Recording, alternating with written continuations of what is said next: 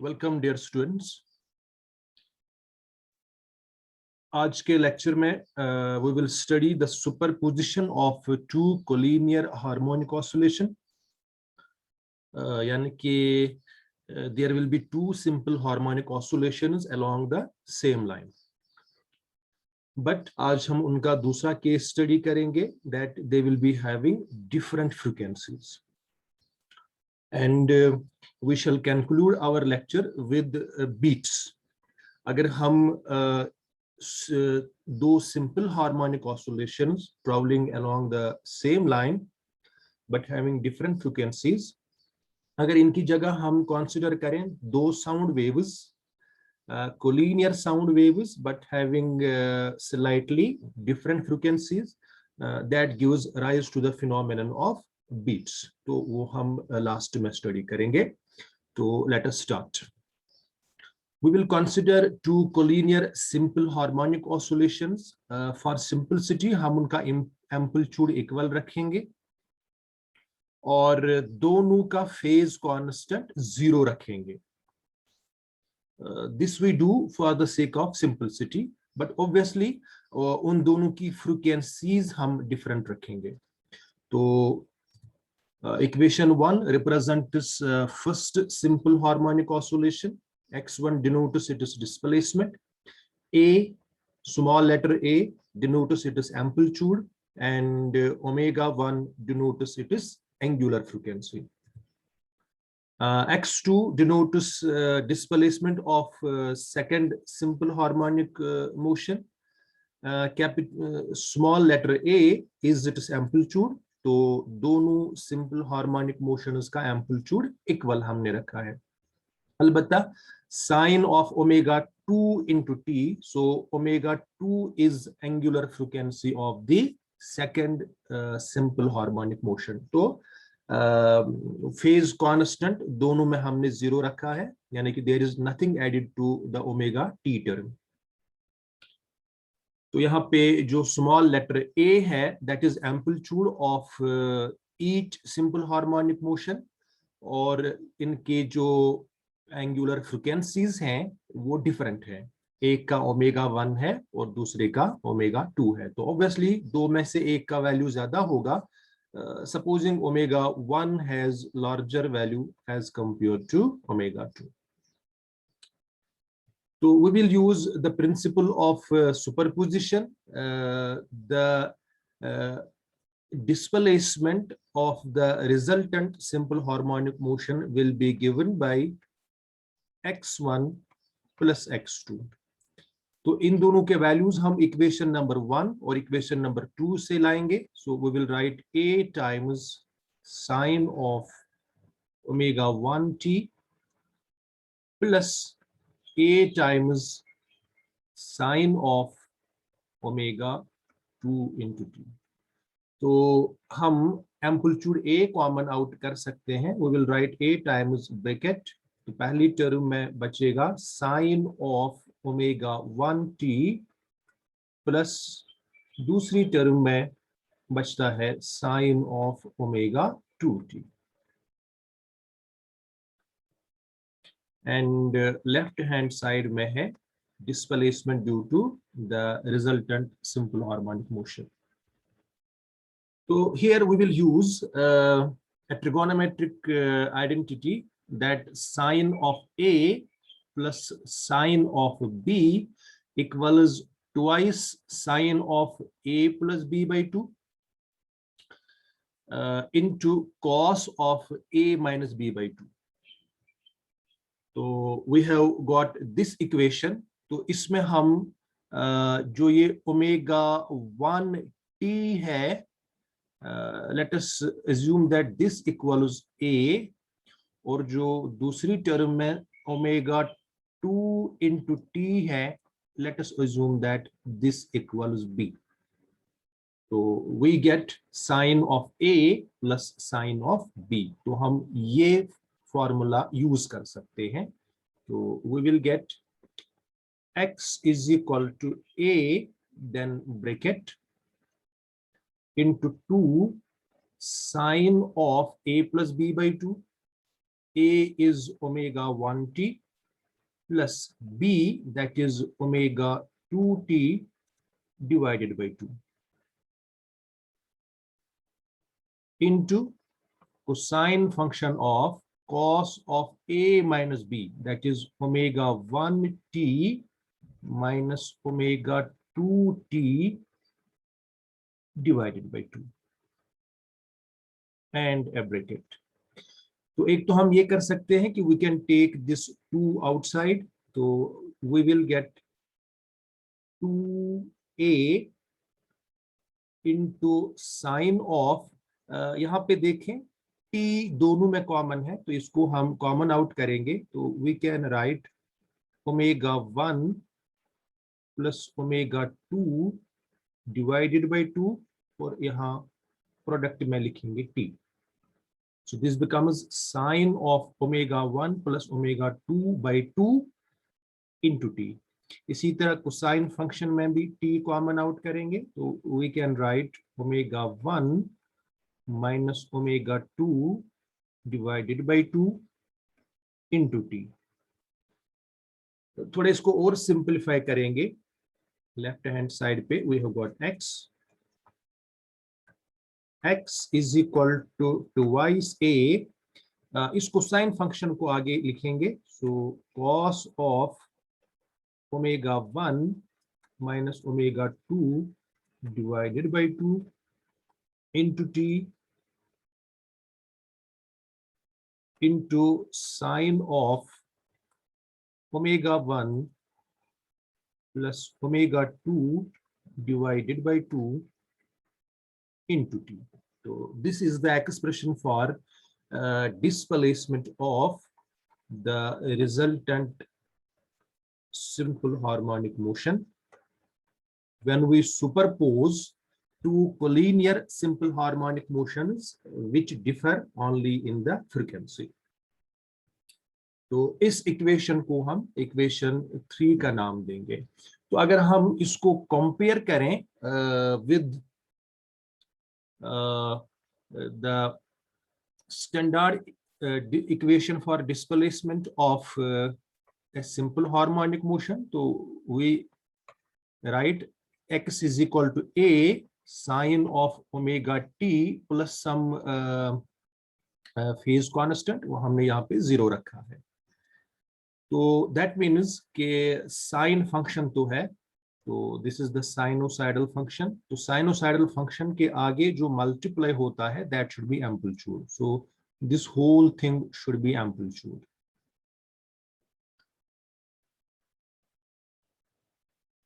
So equation 3 represents a sinusoidal oscillation at the average frequency. यानी इस sinusoidal oscillation की frequency is this omega 1 plus omega 2 by 2. So obviously this is average frequency and it has appreciable value. It has got appreciable value because इसमें हम दो frequencies का average लेते हैं, तो it will be having appreciable value. Having a displacement amplitude, तो इसमें जो displacement amplitude है of 2a which modulates. Modulate होने का मतलब है कि it varies twice a into cosine function. 2a तो constant है, but this cosine function varies between +1 and -1, और in between 0 का value भी आता है. So that means this amplitude varies under the influence of a cosine term of much slower frequency. You can see इसमें omega 1 minus omega 2 है, तो दो frequencies को हम subtract कर रहे हैं, और अगर omega 1 और omega 2 इनके values तकरीबन बराबर हुए, तो this means this omega 1 minus omega 2 will be having very small value. So that means amplitude तो वैरी करेगा, लेकिन जो फ्रीक्वेंसी ऑफ वेरिएशन है वो काफी कम होगा. So the amplitude will vary but will vary slowly.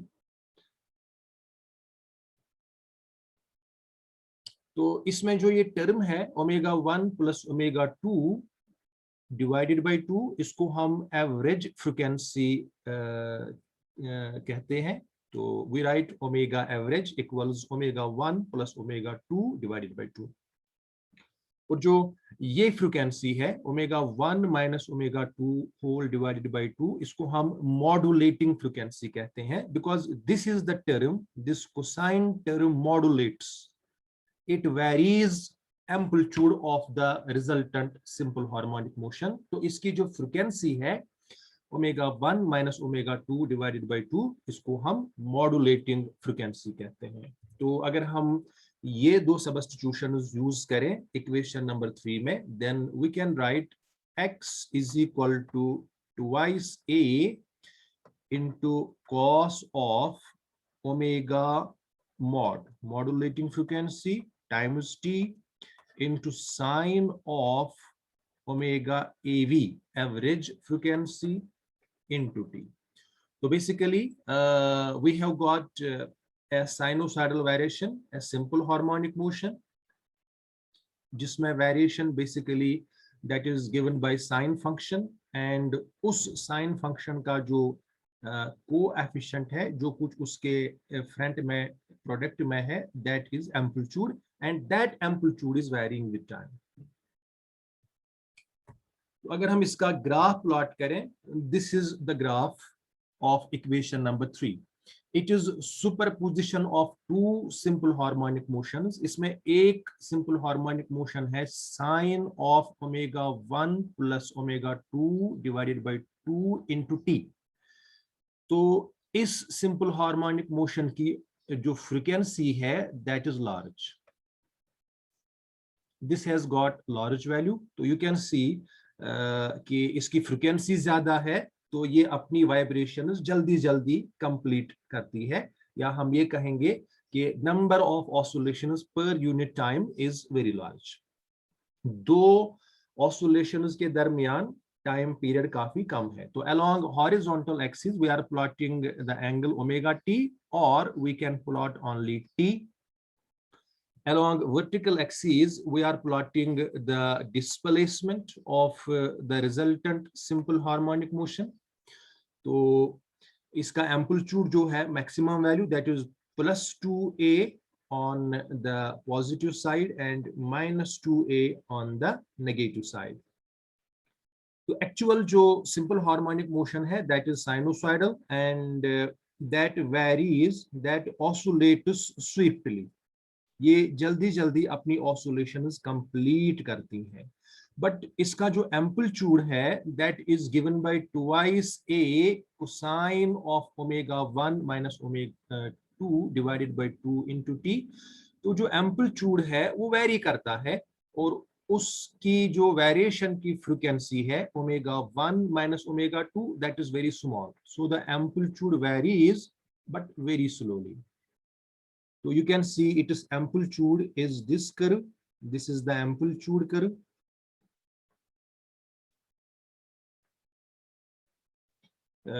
Which oscillates under the action of cosine function. So that also oscillates, but you can see कि इस जिसको हम envelope oscillation कहेंगे, it oscillates very slowly. You can see कि जितने time में sinusoidal function तकरीबन 10-15 oscillation complete करती है, तो उतने टाइम में जो कोसाइन फंक्शन है वो सिर्फ एक ऑसिलेशन कंप्लीट करती है. तो हम इक्वेशन 3 को ऐसे भी लिख सकते हैं. तो इसका मतलब है कि जो साइनोसाइडल फंक्शन के आगे कोएफिशिएंट है, we have put that equal to a. So it represents a periodic motion, but with equals 2a cosine of omega 1 minus omega 2 divided by 2 into t. अच्छा, इसको हम थोड़ा और सिंपलीफाई कर सकते हैं. We can write it as twice a cosine of ये जो ओमेगा है इट इज एंगुलर फ्रीक्वेंसी. इसको हम लिखना चाहेंगे in terms of linear frequency. Now angular frequency equals 2 pi times the linear frequency. So omega 1 will be equal to 2 pi f1, where f1 is the linear frequency of first oscillation, minus 2 pi f2, where f2 is the linear frequency of second oscillation, whole divided by 2 into t, equals 2a cosine function of, we can take this 2 pi common out, so 2 pi into, we will get f1 minus f2 divided by 2 into t. Let us see when the amplitude will have maximum value. So amplitude is given by equation number 5. So amplitude will be maximum when this cosine function will have maximum value, and its maximum value is +1 as well as -1. +1 का मतलब है कि amplitude is maximum on the right, on the positive side, और -1 का मतलब है कि amplitude is maximum on the other side, negative side. So amplitude will be maximum when cos will have maximum value. So cosine function of 2 pi f1 minus f2 divided by 2 into t, this should have +1 value as well as -1 value. So that means cos के अंदर जो angle है, which is 2 pi f1 minus f2 divided by 2 into t, this is angle inside cosine function. So this angle should be equal to n times pi, where n is any integer, because अगर हम n का value 0 substitute करेंगे, cos of 0 that is +1. अगर हम n का value 1 substitute करेंगे तो angle is pi, cos of pi is -1 and so on. तो यहाँ पे this 2 and 2 cancels, pi and pi cancels, तो यहाँ हमें t के लिए एक्सप्रेशन मिलती है, this equals n divided by f1 minus f2. तो this gives us expression for time कि किस टाइम पे एम्पलीट्यूड का वैल्यू मैक्सिमम होगा. तो अगर हम n का वैल्यू इसमें सब्स्टिट्यूट करें, since n is an integer, it can have value 0, 1, 2, 3 and so on. तो t will be having value, पहले हम n का वैल्यू 0 सब्स्टिट्यूट करेंगे, we will get 0, then 1 divided by f1 minus f2, then n का value 2, so it is 2 divided by f1 minus f2, n का value 3, so it is 3 divided by f1 minus f2 and so on. So these are the time instances जब हमें amplitude का value maximum मिलता है. तो जब amplitude का value maximum मिलेगा, since intensity is proportional to amplitude का स्क्वायर, तो इन टाइम इंस्टेंसेस पे इंटेंसिटी भी मैक्सिमम होगी. तो अगर हम कोई भी दो कंसेक्यूटिव मैक्सिमा के दरमियान टाइम देखना चाहें, तो उसको हम कैपिटल T से डिनोट करेंगे. तो हम दो इंस्टेंसेस ऑफ टाइम के दरमियान डिफरेंस करेंगे. Let us take this second and let us take this as first. तो जब हम सेकंड में से फर्स्ट सबट्रैक्ट करेंगे, तो we will get 1 by f1 minus f2 minus first time जो है दैट इज 0, तो we get 1 by f1 minus f2. So this is the time interval between two consecutive maxima, यानी a maxima gets repeated after this time. And frequency of maxima, so frequency of maxima will be the reciprocal of time period, that is f1 minus f2.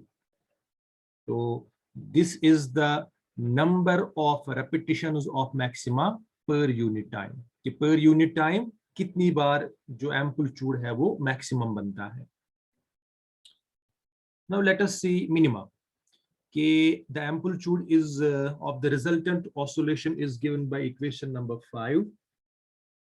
तो हम देखना चाहेंगे कि जो amplitude है इसका value minimum कब बनेगा. तो obviously cosine function oscillates between +1 to 0 to -1 and back to 0 back to +1. तो minimum value will be 0.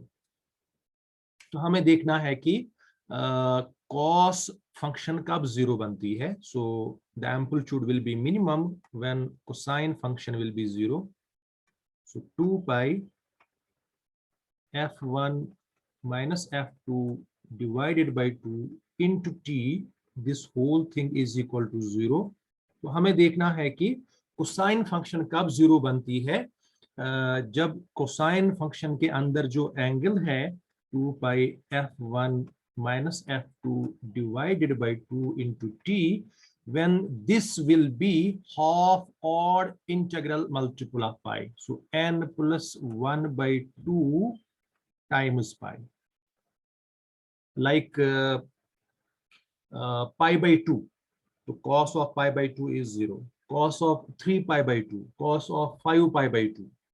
So whenever the angle inside cosine function is half odd integral multiple of pi, we get cosine function equals 0.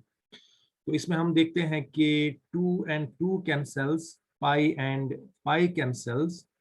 तो t को हम अपनी जगह पे रखेंगे, f1 minus f2 को हम राइट हैंड साइड पे ले जाएंगे. वहां पे ऑलरेडी न्यूमरेटर में है n plus 1 by 2 divided by f1 minus f2, and n will be having values 0, 1, 2, 3 and so on because it is an integer.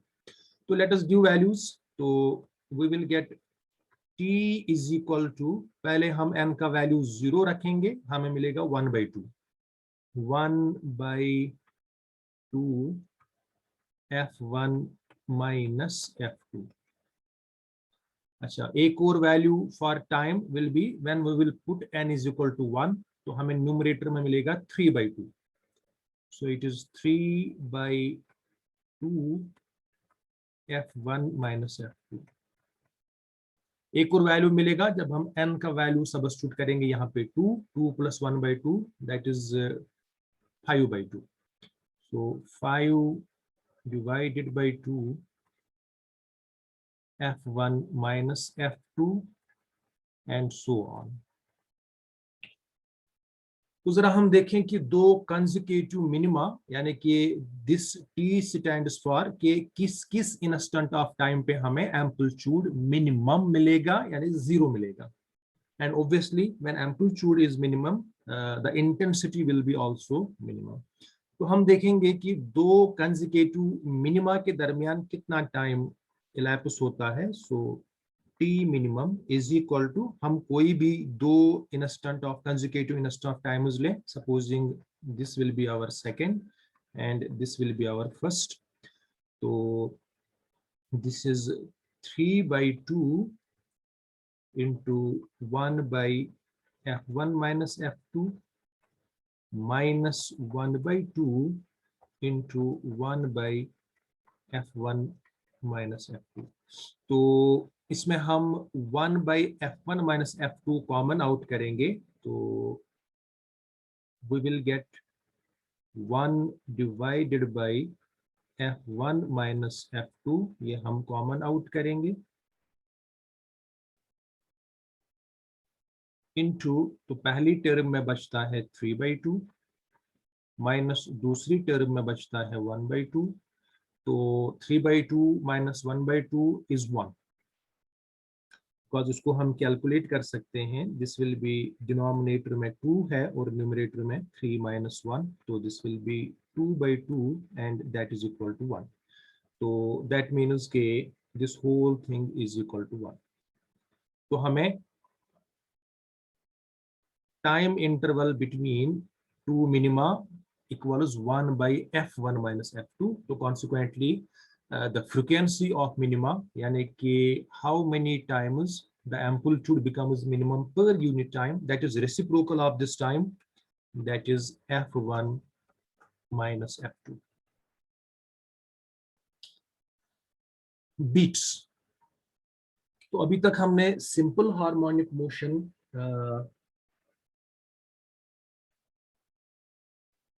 Study की है. अगर हम अब सिंपल हार्मोनिक मोशन की जगह दो साउंड वेव्स लें तो x1 is one sound wave and x2 is another sound wave and they have slightly different frequency. तो उनका जो resultant displacement है that will be of this form. So we can see the amplitude is changing its value, becoming maximum and minimum alternatively. तो जो instant I है यहाँ पे amplitude maximum है of the resultant sound wave, and since intensity is proportional to square of amplitude, तो that means के जो instance I है वहां पे हमें loud sound मिलेगी. The amplitude and hence intensity will be large. So here we will listen loud sound. उसके बाद instance second जो है यहाँ पे, तो वहां पे amplitude 0 है, तो consequently intensity भी 0 होगी, तो वहां पे बिल्कुल silence होगी. We will not listen any sound. उसके बाद फिर instance second, तो यहाँ पे amplitude maximum है, we will again listen loud sound. Instance 4, यहाँ पे बिल्कुल amplitude 0 है, here again there will be silence. Instance 5, again loud sound. So this phenomenon is called beats. कि जब हम दो कोलिनियर साउंड वेव्स को सुपरपोज करते हैं एक ही जगह पे स्पेस में कहीं, which will be traveling along the straight line, that means collinear, लेकिन उनकी फ्रीक्वेंसी स्लाइटली डिफरेंट हम रखेंगे, तो हम एक ही जगह पे ऑल्टरनेटिवली लाउड साउंड सुनेंगे और सॉफ्ट साउंड सुनेंगे. तो this phenomenon is called beats. When two sound waves of slightly different frequency superpose, तो हमें स्पेस में कंस्ट्रक्टिव और डिस्ट्रक्टिव इंटरफेरेंस मिलती है. मिसाल के तौर पे जो इंस्टेंस फर्स्ट है वहां पे दोनों वेव्स कंप्लीटली इन फेज है, तो हमें मैक्सिमम वैल्यू ऑफ एम्पलीट्यूड मिलता है. और जो इंस्टेंस सेकंड है वहां पे दोनों waves completely out of phase होती हैं, वहां पे डिस्ट्रक्टिव इंटरफेरेंस होती है. the net amplitude is 0, the net intensity is 0. So then we hear the sound to be alternatively soft and loud at regular intervals of time at the same position, and this process is called beats. So obviously this will be time period between two beats. One beat is one large sound and one soft sound. यानी कि कितने time के बाद जो amplitude है या intensity है वो अपना वैल्यू मैक्सिमम अटेन करती है. तो obviously already we have derived expression for time between two maxima, तो this gives us time between two successive beats. तो इसका रेसिप्रोकल लेंगे तो that will give us the beat frequency, यानी कि number of beats heard per second. तो इसका reciprocal लेंगे, we will get f1 minus f2. तो this gives us number of beats heard per unit time. और अगर हम टाइम को सेकंड में यूज करें वहां पे, तो then we get number of beats per second. लेकिन there is a condition. अगर दोनों frequencies f1 minus f2 they differ by more than 6% of average value, that means if f1 minus f2 is greater than 6% of their average value, यानी f1 plus f2 by 2, if the difference is greater than 6% of their average value, तो then human here यानी कि हमारा brain it can easily distinguish the two sounds. तो हमें beats नहीं मिलेंगे. Beats सुनने के लिए शर्त ये है that f1 minus f2, the difference of the two frequencies should be less or equal to 10 hertz. It should not be more than 10 hertz.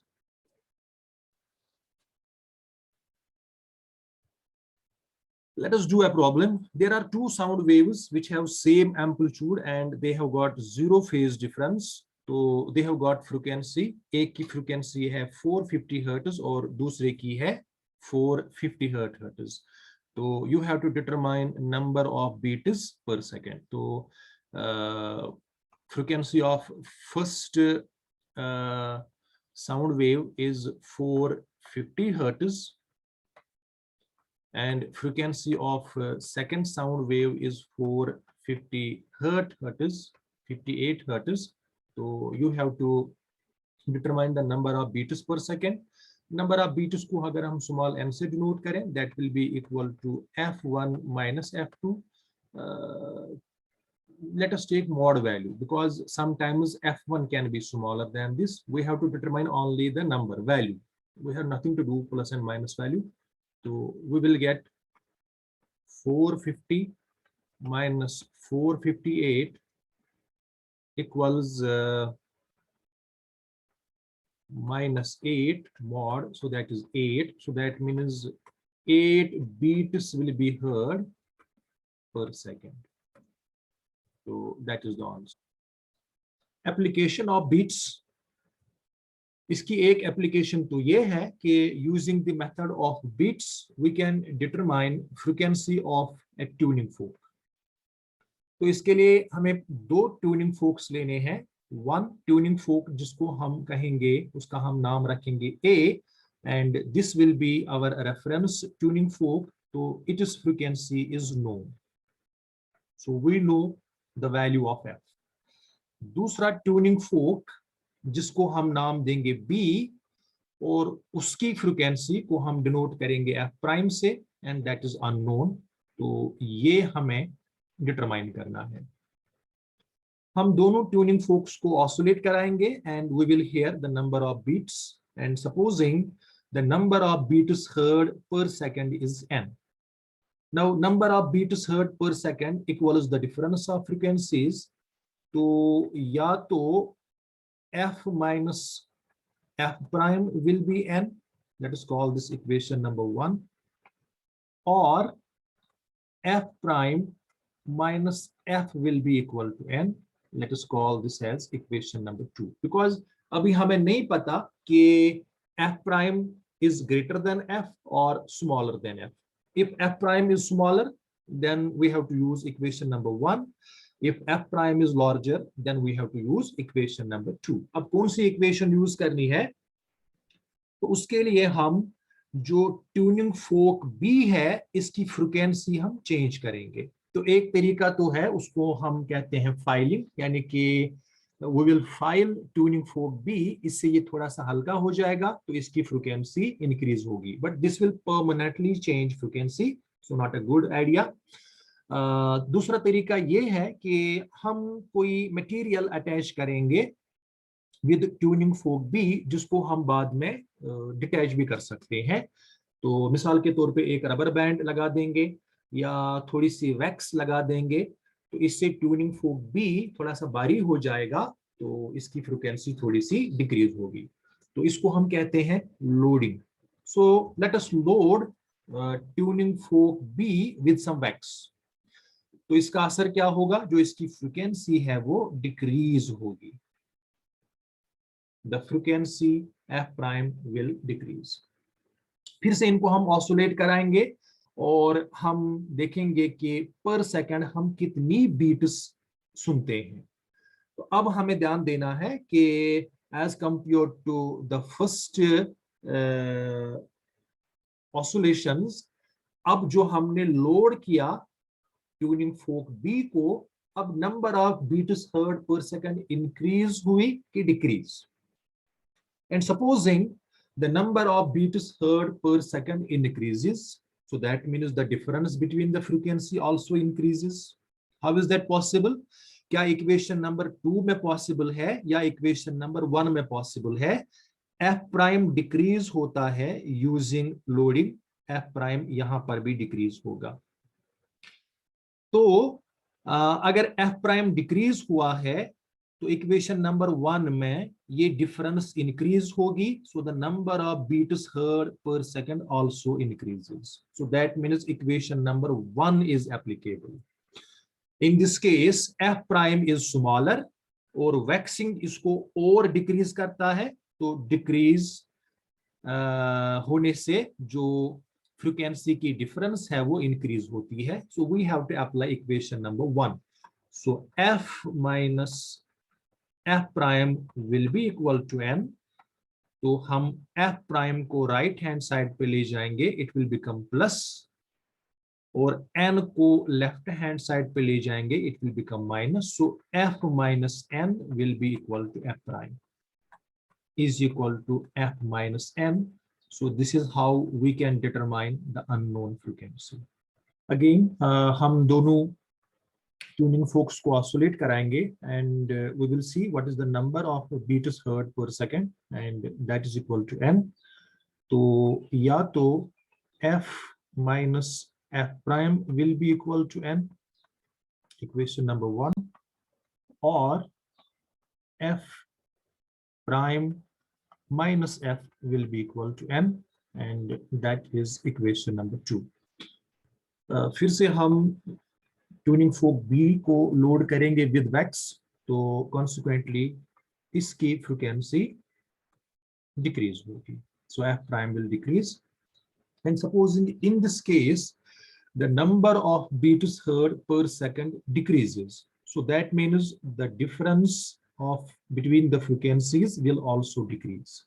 That is possible in equation number 2 because अगर difference between the frequency decrease होता है, that means f prime is large, और इनके दरमियान जो difference है that decreases, f prime का value decrease होने से इन दोनों फ्रीक्वेंसीज का वैल्यू एक दूसरे के नजदीक आता है, तो overall difference decreases and the number of beats heard per second decreases. So in this case f prime will be larger, so we have to use equation number 2. So f prime minus f will be equal to n. यहां से हम क्या करेंगे कि f को right hand side पे ले जाएंगे, तो we will get f prime is equal to f plus n. So that is how we can determine the unknown frequency.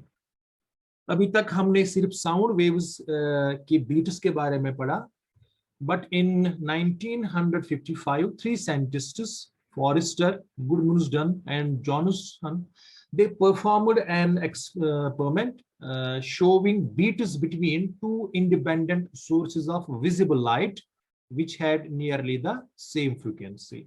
तो यहाँ पे sources of light जो है वो जो यूज किए गए थे, they were gas discharge tubes which contained freely decaying mercury atoms जो visible light waves emit कर रहे थे.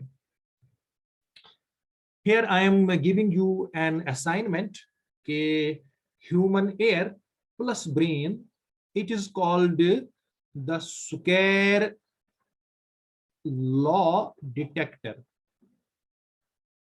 Why? तो मैं आपको एक हिंट दे रहा हूं कि human ear plus brain they perceive intensity and not amplitude, and the intensity is directly proportional to amplitude का square.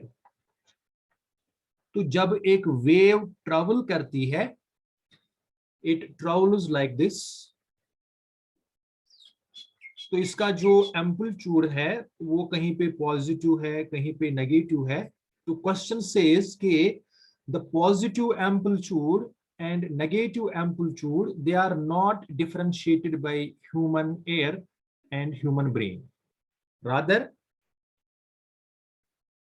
human ears plus brain, they perceive intensity. Now I hope you can answer this assignment.